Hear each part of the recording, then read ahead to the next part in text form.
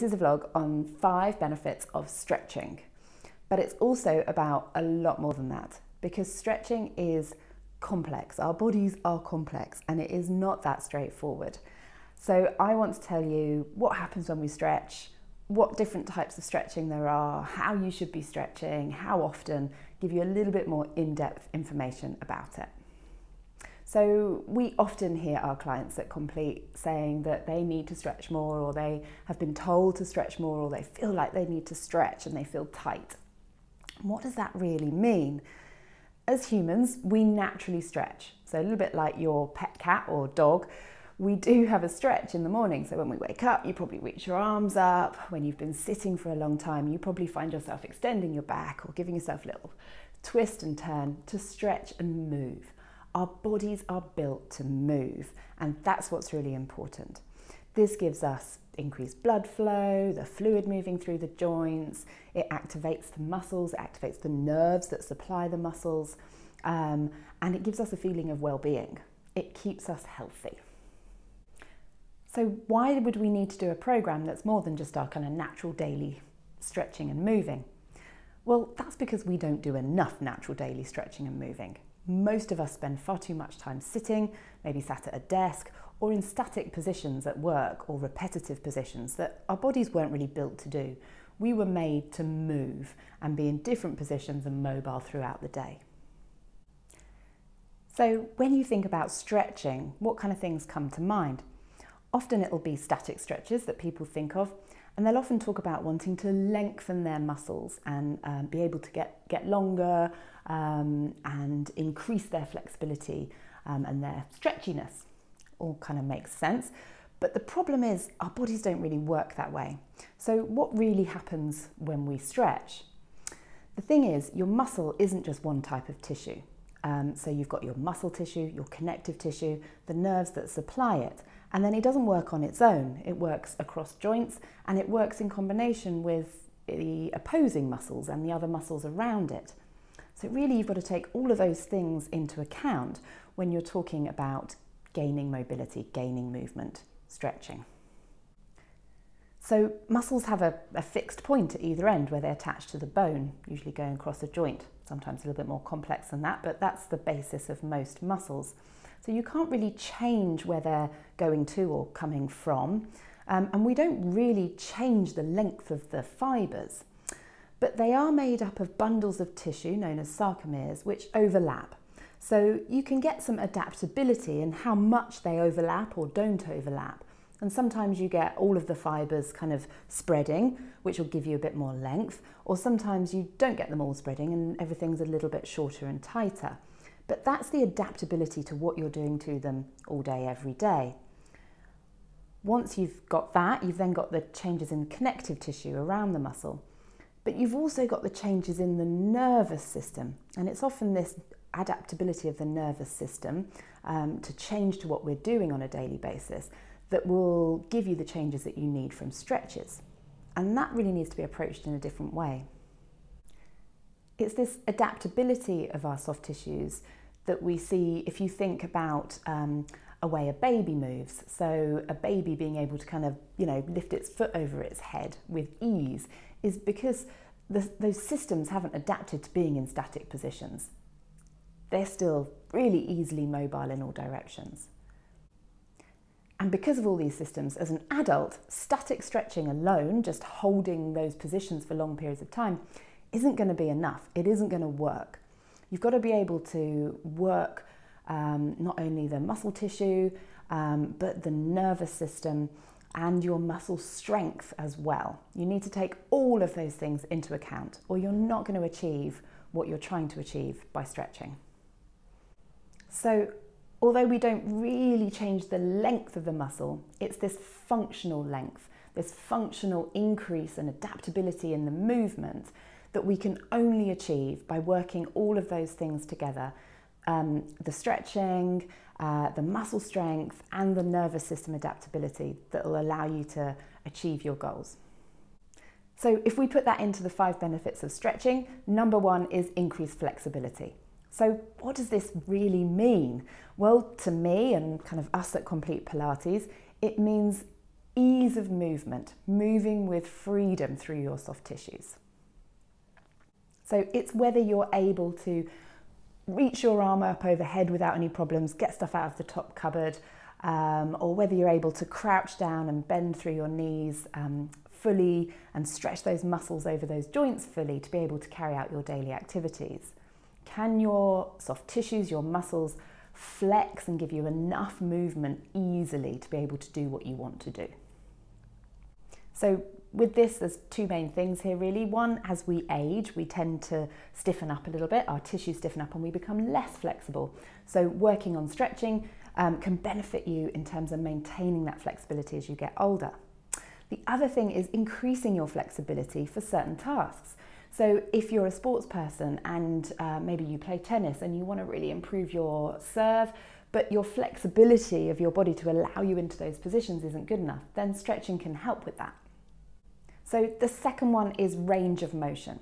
And again, this is one where people get a little bit confused between this and flexibility.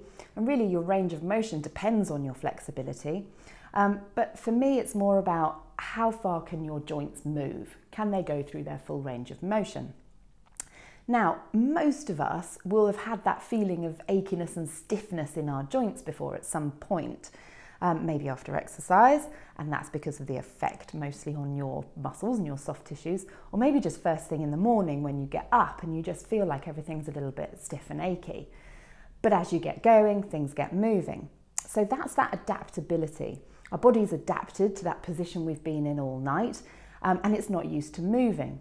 But as we move and we warm up, we get more mobile. So if we were to look at an X-ray, there wouldn't actually be anything wrong with our joint surfaces, there wouldn't be any damage or any kind of arthritic changes. The actual joint itself isn't stiff, but it feels stiff because of the changes to the soft tissues around it. So being able to achieve that full range of motion through your joints requires you to be able to lengthen your muscles to allow them to move, but also come back from that lengthened position and do that with control. So it depends on not only the length, but also the strength of your muscles. So there's a good demonstration of this in the blog. There's a video of me sitting and reaching my toes, which I can do quite easily because I have quite good flexibility in my hamstrings. But when I stand up and try and lift my leg up into that same position and reach my toes, it's much harder because now I'm relying on the strength to be able to take me there, and that's not so good. So it's really looking at, yes, the flexibility, but also the strength to be able to functionally use that full range of motion. So number 3 is sports performance, and we've already touched on this a little bit, but this is for two main reasons for me. Firstly, to be able to get yourself in the positions you need to get into. If you are throwing a javelin but you don't have very good shoulder range of motion and flexibility through your body, you're not going to be able to perform as well as the person who can do that. So have you got the length required, the range of motion required, and the strength required to be able to do that? Stretching can help you with this. Secondly, stretching can form a really useful part of your warm-up, but not static stretching. This is going to be more the dynamic stretching. We'll talk a little bit more about this later on, but it's a really great way of getting your body ready for activity. A little bit like me saying about us getting up in the morning and feeling stiff and achy.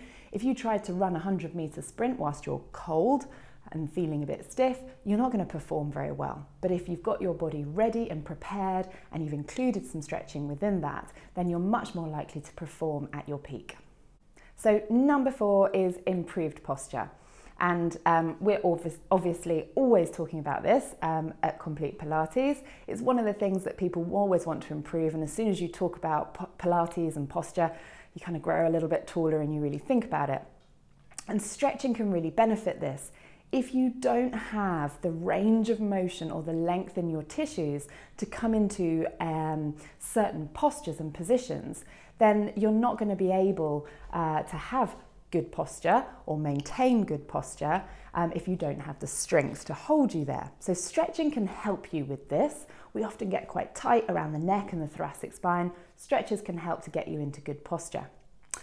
But don't forget, your best posture is your next posture. So the most important thing with that, as always, is to keep moving, keep changing position. But stretching can definitely benefit. So number 5 is helping to relieve stress and calm the mind. All forms of exercise do help to reduce stress. We know that exercise helps with mindfulness, taking your brain into your body a little bit more, taking your focus and your attention into your body, taking you out of all of that kind of list of things that you've got to do and anxieties and worries. It can really help to focus on what your body is doing.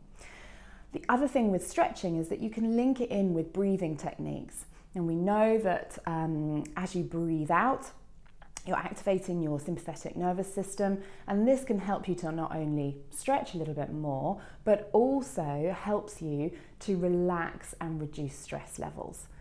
So combining some breathing techniques, some stretching can really help with that. Bring your attention into your body and be present in what you're doing in that moment. It's a really good form of mindfulness. And the other thing about stress is that we often hold our tension in certain places in our body. So lots of people will get tight through their shoulders or perhaps hold their tension in their back or their hips. And if you know that you're somebody that tends to do this, then actually having a regular stretching program can help to release that. And your mind and your body, your physical, your emotional, your mental, it's all interlinked. They work together. One can affect the other and vice versa. So doing some stretching might just help you to reduce those stress levels as well. So what types of stretching are there? Now, usually people think about static stretching when we talk about stretching, but within that there are different types, and within dynamic stretching there are different types. So I'm going to run through those quickly for you. So in static stretching, we've got passive stretches. So that's when another part of your body or somebody else is doing the stretch to you, and your muscles are completely relaxed. They're not doing anything. So easy example of that is if I take my arm across my body and hold it here, my right arm is doing the work, my left arm is just being stretched and is relaxed. So I feel it across my deltoid, around the back of my shoulder. The problem with static passive stretching is that you have to hold these stretches for a long time for it to actually make a difference to the tissue. If we hold them for a short time, your body just kind of goes, yeah, that was a little bit uncomfortable, but we'll just go back to where we were. So to actually make a change within your muscle and the connective tissues around the joint, you have to hold them for at least 30 seconds and do 3 to 4 times for each muscle group, at least twice a day, every day. So that's a lot if you're looking at more than one muscle to stretch. And actually, if you're not also working the strength and the control through that range, you probably won't be able to maintain it anyway. So it needs to be combined. So there are a couple of times when these stretches are going to be good. Often in rehab of an injury, we do use these. So if you've been limited in your movement in a brace or in a plaster perhaps, we need to use some of those passive stretches to get those tissues to kind of move and open up again. And the other thing is when it's combined with those other types of stretching. So some passive stretches along with some dynamic stretching and along with your strength work can be really useful. But on their own, probably not going to do the job. So another type of static stretching is called active stretching, which sounds like it should involve movement, but actually it doesn't have to. If we go back to that example of me lifting my leg up in standing, I'm using my quads and my hip flexors to hold my leg, but I'm stretching statically the back of my leg. So you're using the activity of the opposing muscle to help to relax the one that you're trying to stretch. So those can be done in that quite active movement of lifting, or even just in a more rested position. You're using the contraction of one muscle to get another to relax. The last one in the static stretches that I want to mention is PNF stretching. So this is a bit of a long scientific word. It's peripheral neuromuscular facilitation. It basically means helping your nervous system and your muscles to give you movement. So we use the physiology of the muscle to assist us here. So actually we know that if we contract a muscle quite hard, it will then give us more relaxation afterwards. And this is because we inhibit the little organs within the muscle that are there to kind of protect us a little bit. So they normally will make the muscle contract against a stretch to protect you. So if we get them to really contract, it inhibits those organs so that it allows it to stretch a little bit further. That's not going to take it into any damage, but it might just give you that little bit more range of movement, and it has been shown to work. So in the example of the hamstrings, with you sitting with your legs out in front of you, if you bend your knee a little bit and then just dig your heel into the ground so that you're activating your hamstrings on the back of your thigh, hold that contraction with your legs still for between 7 to 15 seconds, relax it for a couple of seconds, and then go into the stretch. You might find that you can stretch a little bit further. You rest for about 20 seconds between reps of doing this. Give it a go and see if it gives you a little bit more length than just doing a static stretch. You can then also add on an active stretch to the end of this. So if you then contract the opposite muscle, so in this example you contract your quads on top of your thigh, that might give you even more range, because we know that when we contract a muscle, its opposing muscle, so you've got your agonist and your antagonist, so here your quads and your hamstrings, will relax more to allow that movement to take place. So you can combine that muscle activation with the muscle relaxation. You're really working the physiology of how our body works here with the nerves and the muscles themselves. So then we've got dynamic stretching. So as the name kind of suggests, it involves movement. And this is what we're often advising for our patients, particularly as a warm-up before sport. So this involves gradually getting your joints moving, your muscles activating and moving. So it might be swinging your leg forwards and backwards if you were doing a hamstring stretch, for instance. And you gradually take this into as much range as you can. This means you're working the flexibility, the joint motion, the muscle activation. You're doing it all together. And in that example of standing and swinging a leg, you're also working the other leg that you're standing on and balancing on, and getting your core control working at the same time. So it's a lot more multifunctional. It's a lot more how our body works in a natural way. The reason we recommend this instead of static stretching before exercise is because it's much more beneficial at preparing you for sport. It gets your body warm, it gets the blood flowing, gets the nerves switching the muscles on, it gets the muscles activating themselves and the fibres moving. So you're much more ready to actually do the sport, the activity that you're wanting to do.